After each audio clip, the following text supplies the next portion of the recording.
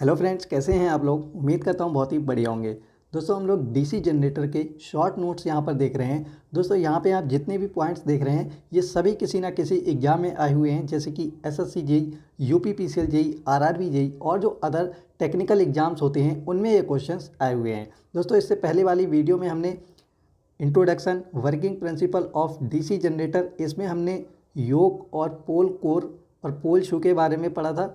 आज की इस वीडियो में हम लोग पोल कोर या फील्ड कॉइल और इसके बाद हम कम्यूटेटर के बारे में इम्पोर्टेंट पॉइंट्स को डिस्कस करेंगे, जो कि एग्जाम के पॉइंट ऑफ व्यू से काफ़ी इम्पोर्टेंट है। तो देखिए दोस्तों, the shape of main field flux distribution is trapezoidal. तो जो मेन फील्ड फ्लक्स होता है, जो उसका जो डिस्ट्रीब्यूशन होता है, उसकी जो शेप होती है, मेन फील्ड फ्लक्स के डिस्ट्रीब्यूशन की जो शेप होती है वो होती है trapezoidal. The exciting coils of any DC machine are bound around the pole. देखिए जो डीसी मशीन होता है, ठीक है, डीसी मशीन में आपका अगर डीसी जनरेटर हो गया या फिर डीसी मोटर हो गया, तो इसमें जो एक्साइटिंग कॉइल जो होती है, जो फील्ड वाइंडिंग होती है, उसे हम जो पोल होते हैं वहाँ पर लपेट के लगाते हैं। An EMF is induced in the winding of an armature of a DC generator when the armature rotate in magnetic field. देखिए अगर आपको कंडक्टर में इलेक्ट्रोमैग्नेटिक फील्ड यानी कि ईएमएफ को अगर आपको इंड्यूस कराना है, तो दोस्तों जनरेटर के केस में क्या होता है, an EMF it induced in the winding of an armature of a DC generator. तो डीसी जनरेटर की जो आर्मेचर वाइंडिंग होती है, अगर उसमें हमें ईएमएफ को इंड्यूस कराना है, तो दोस्तों इस कंडक्टर को हमें मैग्नेटिक फील्ड में रोटेट कराना होगा, ठीक है। The field of A self excited generator is excited by its own current. तो जो सेल्फ एक्साइटेड डीसी जनरेटर होते हैं, इसकी जो फील्ड वाइंडिंग होती है वो एक्साइटेड होती है इसकी खुद की करंट के द्वारा। जैसे कि दोस्तों जो हमारे पास दो टाइप के डीसी जनरेटर होते हैं, एक होता है सेपरेटली एक्साइटेड डीसी जनरेटर और एक होता है self excited DC generator. Separately excited DC generator में जो फील्ड वाइंडिंग होती है उसको हम एक्साइटेड कराते हैं एक्सटर्नल डीसी सोर्स के द्वारा, but in case of self excited DC generator the field winding is excited by its own current. चलिए नेक्स्ट पॉइंट देखते हैं। दोस्तों नेक्स्ट पॉइंट है R C is greater than R F. यहाँ पे दोस्तों ये जो आर सी है वो है क्रिटिकल रेजिस्टेंस और आर एफ है यहाँ पर फील्ड रेजिस्टेंस। तो दोस्तों वोल्टेज को बिल्डअप करने के लिए जो क्रिटिकल रेजिस्टेंस है उसकी वैल्यू फील्ड रेजिस्टेंस से ज़्यादा होनी चाहिए। अगर दोस्तों फील्ड रेजिस्टेंस की वैल्यू अगर ज़्यादा हो जाएगी तो इससे जो हमारी फील्ड करंट है उसकी वैल्यू यहाँ पर कम हो जाएगी, और फील्ड करंट की वैल्यू कम हो जाने से जो फील्ड फ्लक्स है वो कम हो जाएगा, और फील्ड फ्लक्स जो होता है वो जनरेटेड ईएमएफ के डायरेक्टली प्रोपोर्शनल होता है। तो इसकी वजह से जो हमारा इंड्यूस्ड ईएमएफ है वो भी रिड्यूस हो जाएगा, और साथ ही इसके द्वारा जो हमारा टर्मिनल वोल्टेज है वो भी रिड्यूस हो जाएगा। तो इसलिए जो क्रिटिकल रेजिस्टेंस है वो हमेशा ज़्यादा होना चाहिए फील्ड रेजिस्टेंस से। Flashing the field of a DC generator means creating residual magnetism by A DC source. देखिए फ्लैशिंग एक ऐसा वर्ड है जिसे हम डीसी जनरेटर में यूज़ करते हैं। इसका मतलब होता है creating residual magnetism by A DC source. देखिए जो हमारा एक डीसी जनरेटर होता है उसमें रेजिडुअल फ्लक्स होना ज़रूरी है वोल्टेज बिल्डअप के लिए। अगर इस कंडीशन में अगर जो रेजिडुअल मैग्नेटिज्म अगर उसमें नहीं है, तो इस कंडीशन में हम क्या करते हैं, जो फील्ड वाइंडिंग है उसको हम एक्सटर्नल डीसी सोर्स के द्वारा कनेक्ट करते हैं। इससे उसमें जो है रेजिडुअल मैग्नेटिज्म जो है आ जाता है, ठीक है। If we increase the resistance of the field winding then the terminal voltage decreases. अब अगर हम देखिए if we increase the resistance of field winding, हम अगर फील्ड वाइंडिंग का रेजिस्टेंस बढ़ा देते हैं तो इससे जो टर्मिनल वोल्टेज है वो डिक्रीज हो जाता है। चलिए अब हम देखते हैं आर्मेचर के बारे में। The armature MMF wave form of a DC machine is triangular. तो जो आर्मेचर एमएमएफ की जो वेव फॉर्म होती है डीसी मशीन में, तो ये दोस्तों होती है ट्राइंगुलर। आर्मेचर कॉइल जो होती है वो हमारी बनाई जाती है कॉपर से। दोस्तों जो आर्मेचर कोर होती है उसकी जो थिकनेस होती है वो होती है 0.35 to 0.5 mm। In DC generator the type of produced in the armature is AC. तो डीसी जनरेटर में दोस्तों जो हमारा ईएमएफ प्रोड्यूस होता है उसका जो नेचर होता है वो एसी होता है।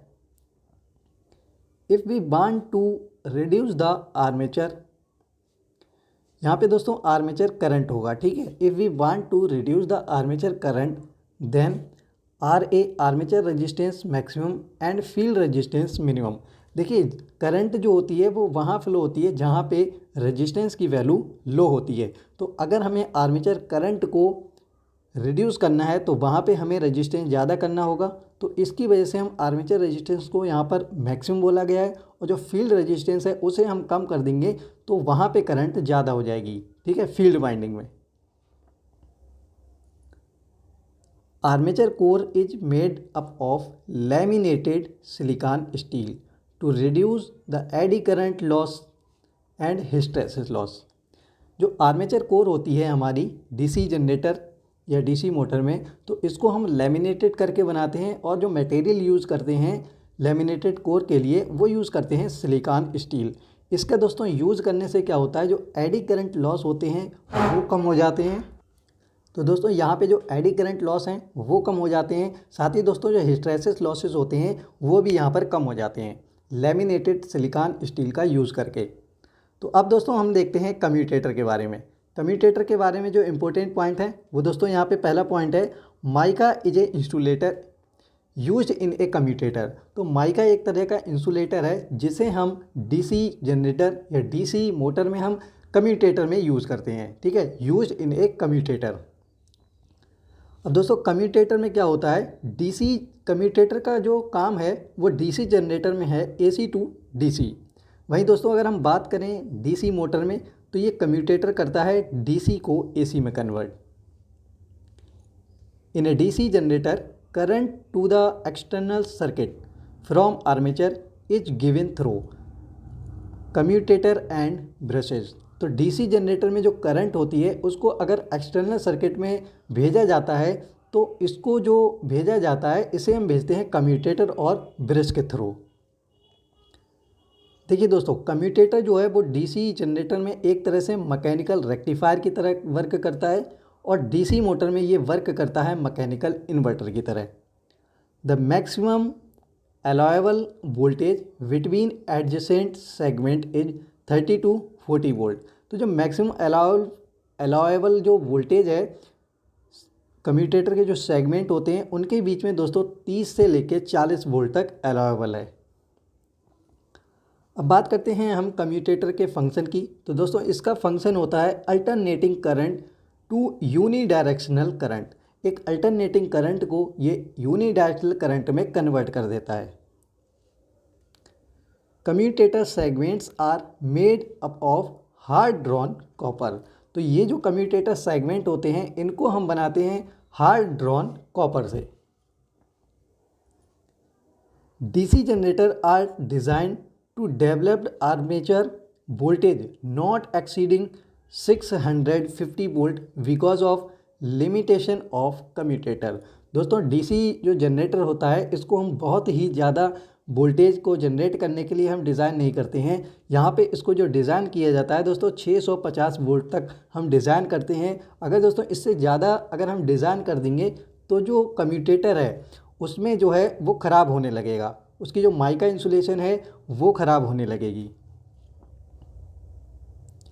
चलिए नेक्स्ट पॉइंट है, the commutator of a DC machine act as a full wave rectifier. तो अभी हमने देखा था जो कम्यूटेटर होता है डीसी मशीन में उसका जो फंक्शन होता है वो फंक्शन दोस्तों होता है एक अल्टरनेटिंग करंट को यूनिडायरेक्शनल करंट में कन्वर्ट करना। और ये हमारा ये जो है डीसी जनरेटर में वर्क करता है as a full wave rectifier. A DC generator without commutator AC generator. तो एक डीसी जनरेटर अगर बिना कम्यूटेटर के है तो वह एक एसी जनरेटर है। तो दोस्तों वीडियो पसंद आई हो तो वीडियो को लाइक ज़रूर कीजिएगा, साथ ही दोस्तों इसे अपने फ्रेंड्स के साथ भी शेयर कीजिएगा। और दोस्तों अगर आप चैनल पे नए हैं तो चैनल को सब्सक्राइब कर लीजिएगा, क्योंकि इस चैनल पर इस तरह की वीडियोस जो हैं वो लगातार आती रहेंगी। तो मिलते हैं एक और वीडियो के साथ, तब तक के लिए bye bye and take care.